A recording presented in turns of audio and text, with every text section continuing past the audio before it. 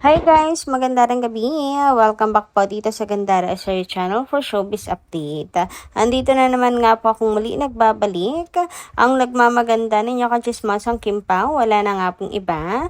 Ang lokaret na si Gandara SRU upang maghatid sa inyo ng latest update and fresh happenings patungkol kina Kim Chiu and Paolo Avellino.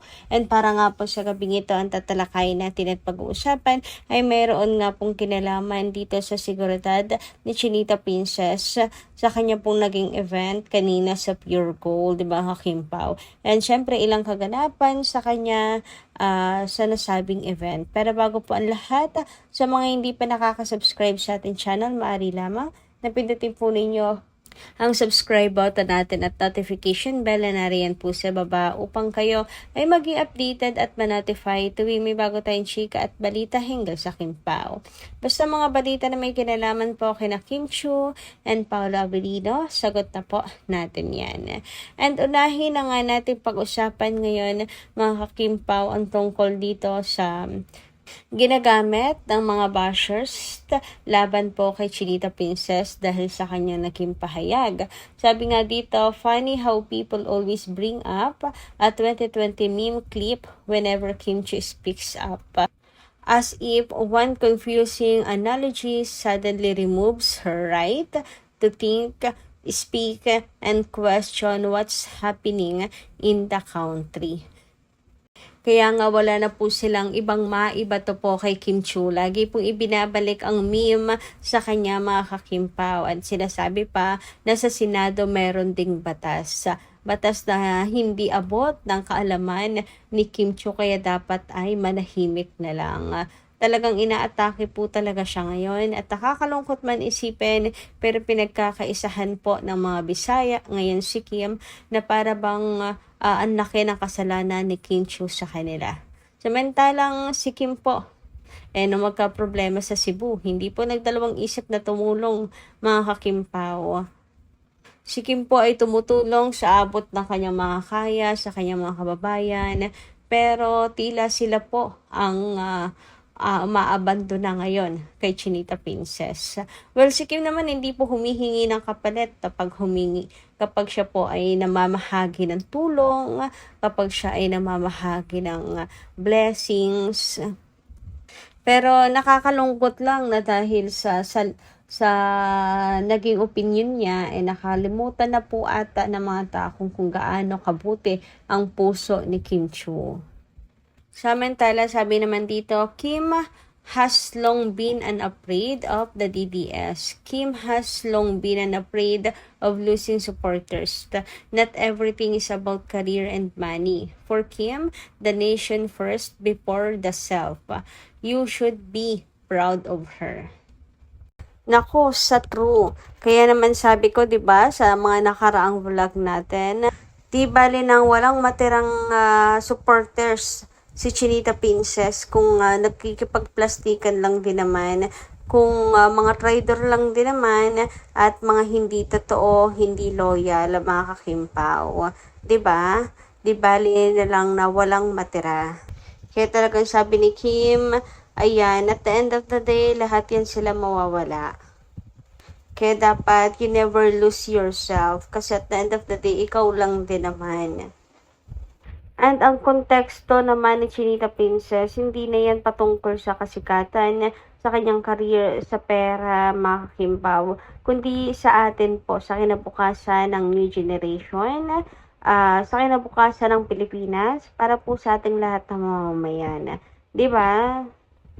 Dapat nga maging proud po tayo sa kanya kasi ginagamit niya ang kanyang platform para manghikayat ng mga kapwa nating Pilipino na bumoto ng tama para sa ating bayan. Sobrang mahalang din talaga ni Kim ang Pilipinas. At ang sakit din syempre para sa kanya na nagbabayad siya ng tamang buwis. Ang laki ng ibinabayad niyang buwis. Tapos makikita mong ganito lang ang nangyayari sa ating bansa. Anyway, dumako naman tayo dito sa event ni Chinita Princess kanina kung saan maaga nga pong umuwi si Kimi. Agad-agad din po umuwi na si Chinita Princess. Mabilis lang po yung appearance siya doon. Nag-perform lamang po siya. Siyempre, in-introduce po ang Angel Creme Densada, mga kakimpaw. Tapos, umuwi din agad po si Kiam. And sa mga nagtatanong naman, sino yung driver, mga kakimpaw, di natin nakita, mga kakipi. Masyadong mabilis at masyadong ano po si Kimi talaga napapalibutan po ng security, mga kakimpaw. Kung si Paolo Avellino man ang sumundo sa kanya, hindi rin naman po nakapagtataka. Pero itong car na to, mukhang ito po yung van ni Chinita Princess, mga ka-KP. And kung wala man si Paolo Avellino, malamang ay busy po siya, mga kakimpaw, at may ibang ginagawa. Pero, sure naman hindi po pababayaan si Kim dahil napakarami po securities, mga kakimpaw. Hindi lang ata 5 yan, mga ka-KP. And talagang napaka-attentive nila sa paligid. Pero kanina, mga kakimpaw, medyo natakot ako dahil sa video na napanood ko, mga ka-KP, meron po dong lalaki na ang ingay. So, para po siyang apa pala. Para siyang apa, mga kakimpaw, na ang ingay or ewan ko ba kung naano lang din ako, napaparanoid. Duterte naririnig ko, mga ka-KP, kaya medyo kinalibutan din talaga ako, mga kakimpaw, at natatakot. Pero nandun naman ang mga securities nakapaligid po kay Kim, and ang dami rin pong mga fans doon na kinukunan po siya ng video. And ano rin, sobrang nakakahanga din si Kim kasi namamansin po talaga siya, naghahay siya kahit pauwi na't nagmamadali. Si Kim talaga may time pa rin sa mga fans. Although hindi po siya lumalapit kasi nga napakahigpit din naman ng security, di ba? So, ginagawa din niya yung part niya para hindi rin mahirapan yung kanyang mga yung mga bouncer doon.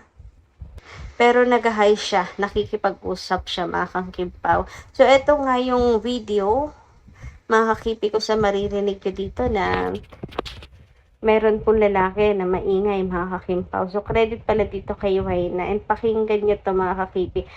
Silita pa nga po yan nung guard or bodyguard ni Kim.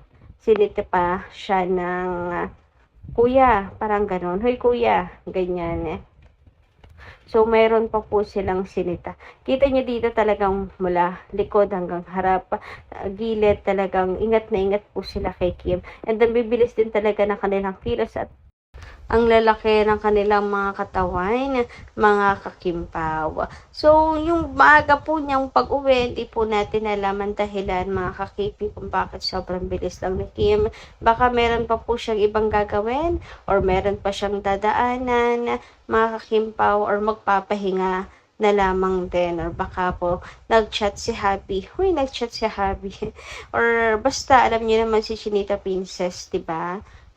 Malamang may importante po yung gagawin, kaya po nagmamadali po siyang umuwi. At saka oras lang din naman po ang bayad sa kanila dyan, mga kakimpaw.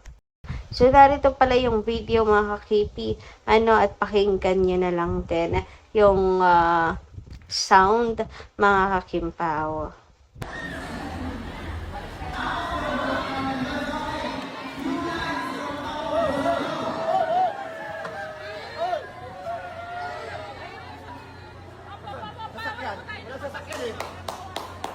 Sasakyan!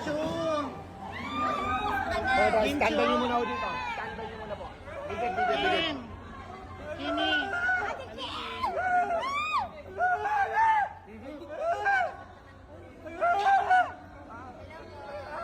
Teacher dami. Teacher.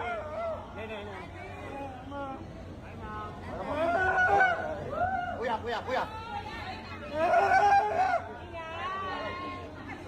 Kabila. So, yung kuya pala na kanila pong Sinita, mga kakimpaw, ayun, nakikipag-selfie kay Kimi kasi pauwi na nga. So, siguro ay ano po nila na tama na kasi aalis na si Kim, ganyan. Pero, yung gumagawa ng sound doon, parang hindi po nakita dito sa video, mga kakimpaw. Pero, ewan ko ba, at kung ano-ano na yung naririnig ko, na para bang, basta sabi ang ingay daw ni Kuya. Narinig nyo din naman, di ba? Ang ingay naman ni Kuya. Or maybe isang fan lang din po siya ni Chinita Princess na sobrang excited na makita si Kim, mga kakimpaw. Ayan, kung siya fan ni Kim, sana nabigyan siya ng chance na makapagpa-picture din kay Kimi.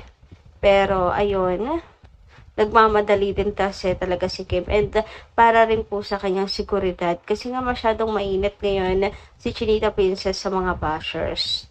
Dahil sa political issues, mga kakimpaw. Kaya doble-doble rin talaga ang kanyang security. Mga kakipi na siyang dapat lang naman, di ba? Dapat ingatan nila yung artist nila. And pagod na rin po kasi si Kimi. Kasi 'di ba nanggaling din po yan siya sa Showtime. Nag-Showtime pa po yan. Tapos ito sa kanya pong event. Grabe, nakakahanga lang din talaga ang kasipagan ni Kim. Sobrang nakaka-inspire si Kim na hindi po napapagod magtrabaho, mga kakimpaw.